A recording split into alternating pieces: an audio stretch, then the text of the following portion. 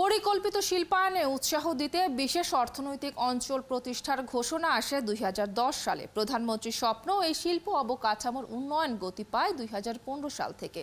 এর বড় কারণ কর অবকাশ সহ বেশ কিছু সুবিধা। কিন্তু এখন সরকার প্রধানের ইচ্ছাকে উপেক্ষা করে জাতীয় রাজস্ব বোর্ড বেসরকারি ইজেটগুলোর সুবিধা কেড়ে নেয় উদ্বিগ্ন দেশি বিদেশি বিনিয়োগকারীরা। বেজার সাবেক নির্বাহী চেয়ারম্যানও বলছেন, বেজা আইনেই বেসরকারি ইজেটগুলোর সাথে বৈষম্যের সুযোগ নেই।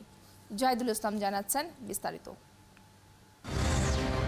2041 বাংলাদেশ হবে উন্নত দেশ। পরিকল্পিত শিল্পায়নে 2041 সাল নাগাদ সরকারি এবং বেসরকারি 100 অর্থনৈতিক অঞ্চল প্রতিষ্ঠার ঘোষণা দেন প্রধানমন্ত্রী শেখ হাসিনা। 2010 সালে বেজা প্রতিষ্ঠাকালে অর্থনৈতিক অঞ্চলগুলোর বিনিয়োগকারীদের জন্য কর অবকাশ ও সরকারি সেবা সহ বিভিন্ন সুবিধা দিয়ে আইন করা হয়। প্রস্তাবিত বাজেটে বেসরকারি অর্থনৈতিক অঞ্চল ডেভেলপারের জন্য 12 বছরের এবং শিল্পের বাণিজ্যিক উৎপাদন শুরুর 10 বছর পর্যন্ত কর অবকাশ সহ কয়েকটি সুবিধা প্রত্যাহার করেছে জাতীয় রাজস্ব বোর্ড, যা বেজা আইনের পরিপন্থী বলছেন প্রতিষ্ঠানটির সাবেক নির্বাহী চেয়ারম্যান। ইকোনমিক জোনসের যে সেকশন 10, 11, 12 এই জোনে বিনিয়োগকারী এবং ডেভেলপারদের জন্য যে ট্যারিফ বেনিফিটস যাহা কিছু হবে সব ইকোনমিক জোনের জন্যই হবে, এইটাই আইনের মূল উদ্দেশ্য। প্রধানমন্ত্রী ঘোষিত এবং বেজা আইনের সুবিধায় এই পর্যন্ত 12টি বেসরকারি অর্থনৈতিক অঞ্চল প্রতিষ্ঠা হয়েছে। এর মধ্যে সবচেয়ে বেশি অর্থনৈতিক অঞ্চল প্রতিষ্ঠা করা মেঘনা গ্রুপ অফ ইন্ডাস্ট্রিজের চেয়ারম্যান বলছেন, এ ধরনের প্রজ্ঞাপন দেশি এবং বিদেশি বিনিয়োগকারীদের নিরুৎসাহিত করবে। কৃতজ্ঞতা শেয়ার করতে চাই মাননীয় প্রধানমন্ত্রীর প্রতি, যিনি যার ব্রেন চাইল্ড ছিল দেশে 100টা অর্থনৈতিক অঞ্চল সৃষ্টি করে দেশে শিল্পায়ন, বিনিয়োগ এবং কর্মসংস্থান সৃষ্টির লক্ষ্যে উনি এই উদ্যোগ নিয়েছেন। সেই উদ্যোগে সাড়া দিয়া দেশি এবং বিদেশি বিনিয়োগকারী অনেকেই ইতিমধ্যে আসছে। দেশি এবং বিদেশি সব জায়গায় আমার মনে হয় এটা নেতিবাচক প্রভাব পড়বে।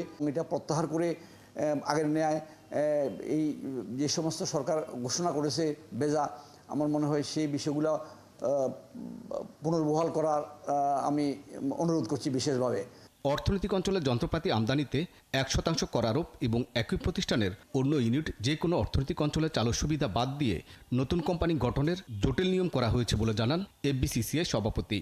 এটা আমার মনে হয় যে মাননীয় প্রধানমন্ত্রীর যে ভিশন, যে লক্ষ্য, তার একটা বিপরীত। এই ডিউটিটা খুব বেশি না, কিন্তু এটার একটা ইম্প্যাক্ট আছে।